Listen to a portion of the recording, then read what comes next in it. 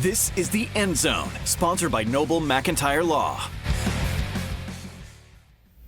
And welcome to another edition of The End Zone along with Cameron Johnson and Stone Weber. I am Colby Daniels. So we've been talking about the unofficial start to the football season. Football is officially underway now. Both the Sooners and Cowboys have had practices under their belt, local media days going on, and the season is full steam ahead. I know both of you guys were in Norman earlier this week for the local media day for the Oklahoma Sooners.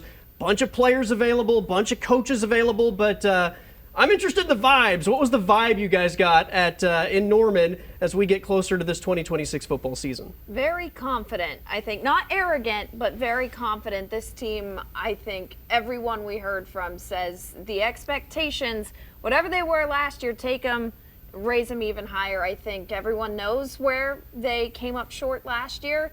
Now they've made some really big adjustments in the offseason, and I think, like many of us, they're expecting big things. They're expecting big things, and I think Brent Venables, there's a little bit of pressure on him, right? He's had multiple 10-win seasons. Followed that up. The year after those seasons has not been good, but of course, the defense expected to be really good again, and the offense, of course, the biggest question going into this year, they've loaded up and brought in a lot of talent and some new coaches as well. Yeah, I mean, there's been a lot of money spent on this roster, both within the coaching staff. You bring in a guy like Jason Witten, you bring in Dylan McCullough. Obviously, the transfer portal paid off in a big way, especially on the offensive side of the football, where they were desperate for offensive playmakers outside of Isaiah Satania. The entire tight end room has been turned over. And you have, I think, a lot of young guys that now are a little more seasoned, have a year under their belt.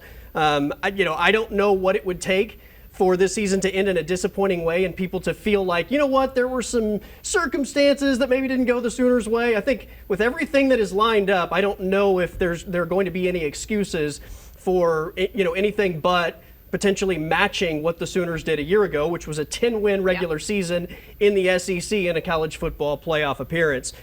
Speaking of that offense, the big conversation this entire offseason has been dominated by the run game improvement. How can Oklahoma run the football better? Some of those changes we just discussed, that also involves tight ends, that involves offensive linemen.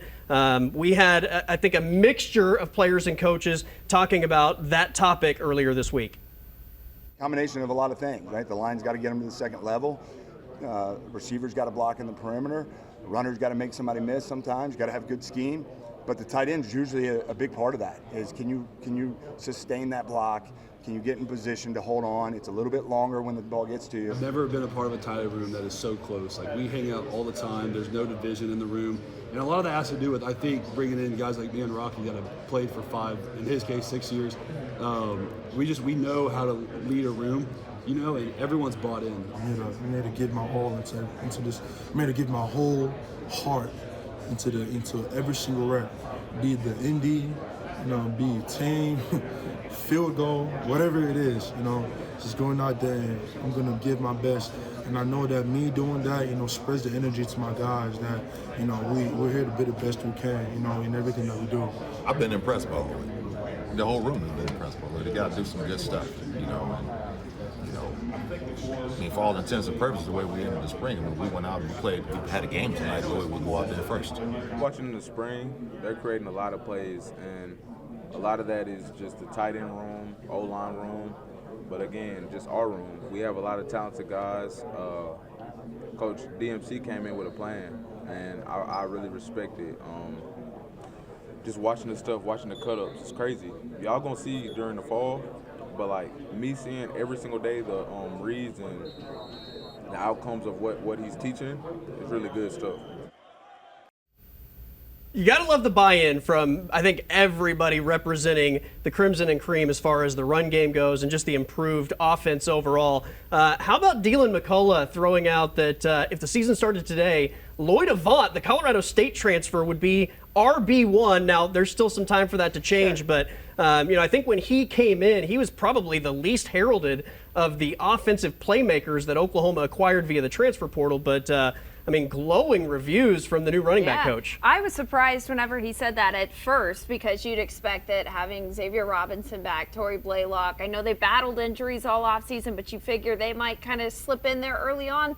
But then you think about everything, like he said about Lloyd Vaughn, it makes perfect sense. He says he's got a whole grading system and that he's a guy that consistently scores the highest, so to speak. So, I mean, if you're getting that kind of review from that kind of coach, I don't know why you wouldn't be excited. Well, I just think it also goes to show that the fans and the media don't know as much as they think they know with Torrey Blaylock and Xavier Robinson. But it's very exciting, and I think you see young guys in there like Michael Fasusi and Torrey Blaylock. Blaylock especially acknowledging the run game changing and improving. It's not necessarily just on the guys in that room. It takes everyone on the offense. It takes the quarterback, it takes the tight ends, and it takes the offensive line as well. So a lot of maturity in that group, and Fasusi and Blaylock, for example, getting a ton of experience last year as freshmen, and now getting able to take them into this next year should be have a lot more experience under their belt and ready to go. There's so many more question marks with the offense. That's why, that topic has dominated the offseason. I do think there are some interesting storylines with the defense. You've got some new leadership within that group.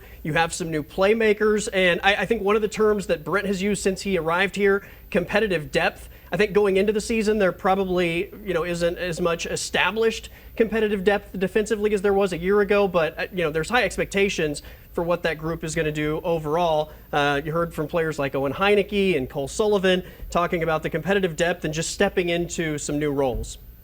It's been a blessing to be in the locker room and, be an older guy now and be able to contribute, what little wisdom I have to some of the younger guys.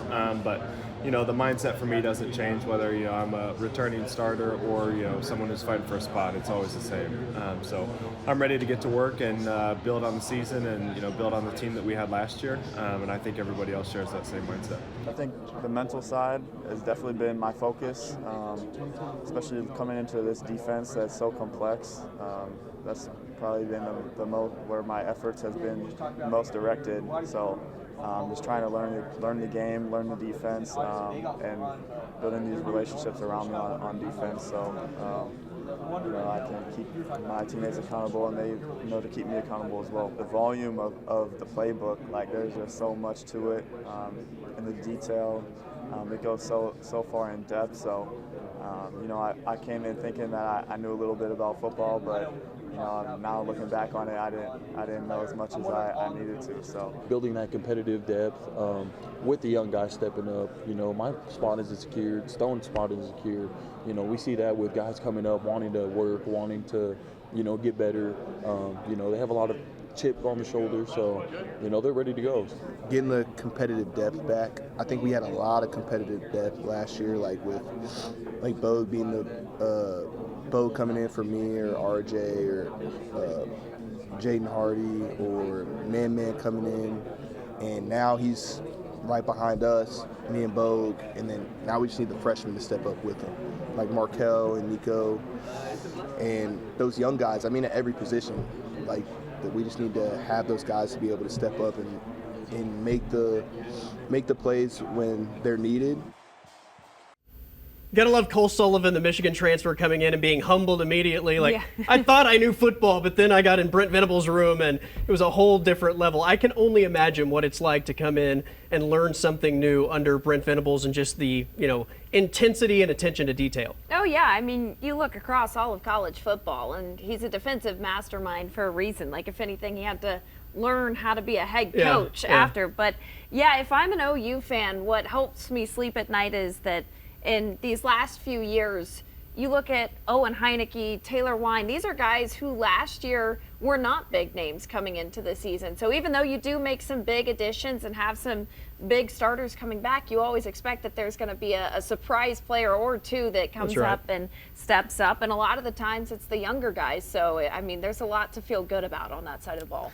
It's probably been a long time from when Oklahoma fans could say going into the season you have more confidence. The last couple of years, at least, continuously having more confidence in the defense than the offense. The late 2010s was difficult for Oklahoma on defense, but like we've talked about, Brent Venables has brought in a completely new mindset and DNA, especially for Cole Sullivan. Talk about that. Coming from a school like Michigan, who is known for playing tough, hard-nosed defense in the Big Ten, it's a credit to the system he's been able to build and ready to. He said the other day they had led the SEC in 17 different defensive defensive category. So hoping to improve on that even more this season. Pretty incredible. All right, that's it for the OU Local Media Day. The OSU Local Media Day is coming up on Saturday, but practice is underway in Stillwater. We've already heard from head coach Eric Morris. You'll hear from him next on the End Zone.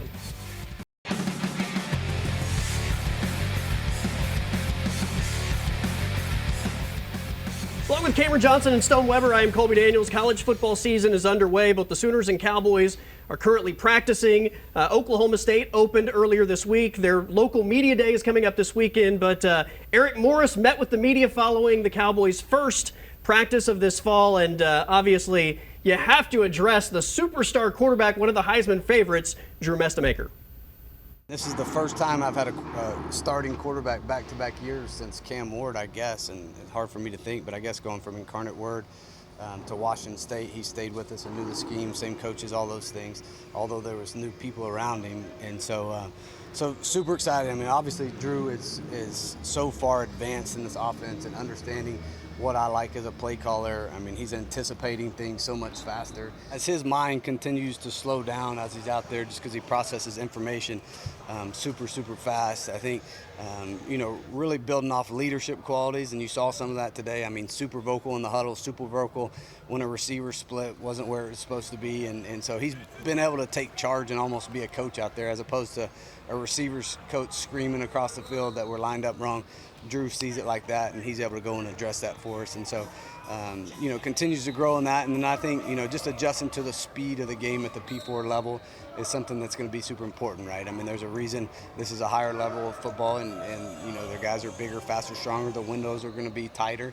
And so he's got to continue to anticipate the way that he has in the past. Oklahoma obviously is a more known commodity from what they returned from a year ago going into this 2026 season. I'm just ready to watch an Oklahoma State actual football game so I think can pinpoint maybe some areas where we're surprised, and in some ways you're kind of starting from nothing. So we have an idea of what some of the guys from UNT look like, but what do they look like on a bigger level? There's just the question marks are nearly across the board.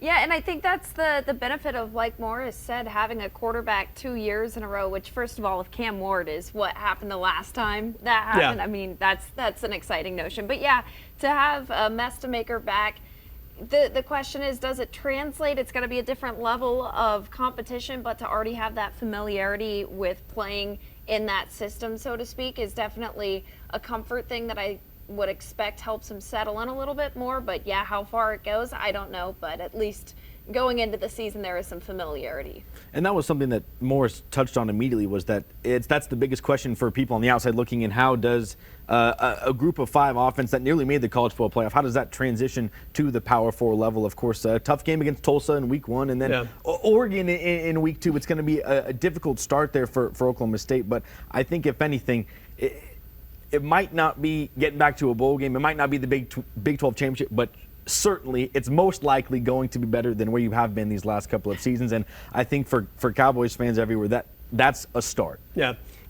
If you have an average offensive line, I think you're good enough at the quarterback position and talented enough in the skill positions that offense is going to put numbers on the board. If the offensive line is really good, then look out, it might be one of the best offenses in the country.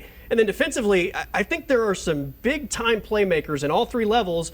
You just don't know, I think, to steal a Brent Venables' word, what the competitive depth looks like. How deep are you outside of maybe 5 or 6 players that look like they could be all-conference type of guys, and especially in your 2s, are you in a place where if you sustain an injury, is that going to just collapse the entire defense? I'll be curious to hear, especially the offensive line talk coming up on Saturday, local media day, what the conversation there is like. But that's going to be a major part of their success coming up in this 2026 football season. All right, we got to take a timeout. The Oklahoma Hall of Fame has some new inductees, including an Oklahoma Sooner Heisman Trophy winning quarterback. We'll discuss it next right here on the End Zone. All right, welcome back to the show. Earlier this week, the Oklahoma Hall of Fame inducted some insanely great historical Oklahoma sports personalities and athletes, and I thought this was a really cool list. And Sam Bradford obviously being a Heisman Trophy winning quarterback, KJ Kindler, who I think is I'm not going to say gymnastics coach, one of the best collegiate coaches in this country. And Matt Holliday, who you take for granted him being from Oklahoma and just what he accomplished in Major League Baseball. Stone Weber was there earlier in the week, and here's some sound from those 3 Oklahoma superstars. To get that call and to hear that I was going to go into the Oklahoma Sports Hall of Fame, it's something that, I never dreamt of, and it's just quite an honor. What an amazing evening. I'm so honored. And my whole family is here, my mom and dad, so just really excited to be with this amazing class and so impressed that I was selected to join them. Sometimes it makes you feel old, that you're in Hall of Fame. I went in the Cardinals Hall of Fame and now this, so it's exciting. I mean, like I said, to be recognized in a state that's put out a ton of great athletes and great sports people, to be one of them is pretty cool. I remember Matt Holliday quarterbacking the Stillwater Pioneers years ago, and to think like at that point he was such a big football prospect that he was going to go on to be the incredible baseball player he was. And obviously he was a great baseball player at that point too, but I think a lot of people had expectations for what he could be as a quarterback. And then speaking of the quarterback, I mean, Sam Bradford, one of the all-time greats in Norman. Yeah, I mean, what a night, and what a talented list of people to have out there, especially KJ Kindler. A lot of people talked about it. Probably one of, if not the most accomplished people in that room to make it. Got maybe, depending on who you talk to, one of the best dynasties going on in college sports right now. Right. 8 national championships in the last 20 years. Really improbable. It's such a perspective setter reminder that you look across the entire landscape of athletics, and Oklahoma is not typically a state that would jump out at you in terms of that, but it's just a reminder of some of the just legendary talent that has come out of this state or played in this state, and it gives that recognition that on a state that I think, like I said, just goes under the radar a lot. But yeah, I mean, so many special, it's not just like good coaches or former athletes. Those, like you said, those are some of the most like iconic streaks going on right now. It's just really cool to see. Pretty amazing.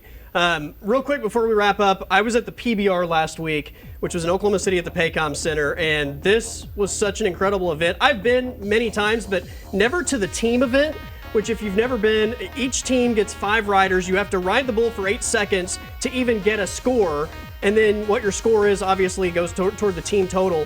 The Oklahoma Wildcatters won on a walk-off ride on Sunday. Their final rider had to go 8 seconds to even qualify, and then his score had to be 86 or higher, and he got an 89 last ride of the day, walk-off win, which was incredible, and we're seeing it here. And he's an Oklahoman, Case Hitt, who rode the bull.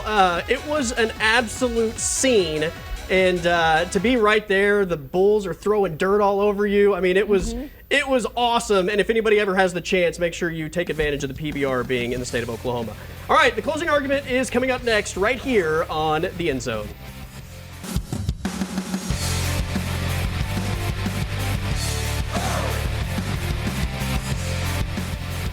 And welcome back one final time as we wrap up the show with Noble McIntyre. It is time for the closing argument. The college football season is here. Both Oklahoma and Oklahoma State have begun fall practice. Right. I know we will be attending games, quicker than any of us can anticipate. Unfortunately, not quick enough. This is that time of year, though, that we're all kind of getting ready and looking at the season. And I have really enjoyed the last couple seasons, especially since Oklahoma has joined the SEC, having some of these new matchups, some of these new road trips for the Sooners to travel to. So as we get ready for the season, I want to kind of pose 2 questions to you. First, what are the best venues you have attended in college football? And what's, I guess, on the bucket list or the wish list in terms of where you would like to see a college football game? That's a good question. I've been to some good ones. I've been to Tennessee, which was an amazing experience. Amazing. I was there when Baker planted the flag at Ohio State. I've been to the Rose Bowl when we played Georgia. So those have been some great ones. The ones I've missed out on, I really plan to and want to go to the OU Army game at Army. I've heard that stadium's pretty amazing. That was canceled, I believe, because of COVID. And then I've never been to an A&M game, Texas A&M game, where the whole stadium sways with the 12th man. And so I'd like to go there as well. I was supposed to go to Alabama last year. It didn't work out. So I'll get out to there eventually. But what about you? Tennessee, I think last year it was a night game, the blackout. I mean, it was probably at the top of my list. I was also at the Baker flag plant game in Columbus. That was amazing. Ann Arbor, Michigan is also as good as it gets, and I'm excited for the OU fans that are traveling week 2 for that matchup to get an opportunity to see the game day experience at Michigan. My bucket list probably is LSU. I didn't get the chance to go to the LSU game a couple years ago, but Tennessee is right there at the top along with Michigan, and there's Florida in Gainesville also.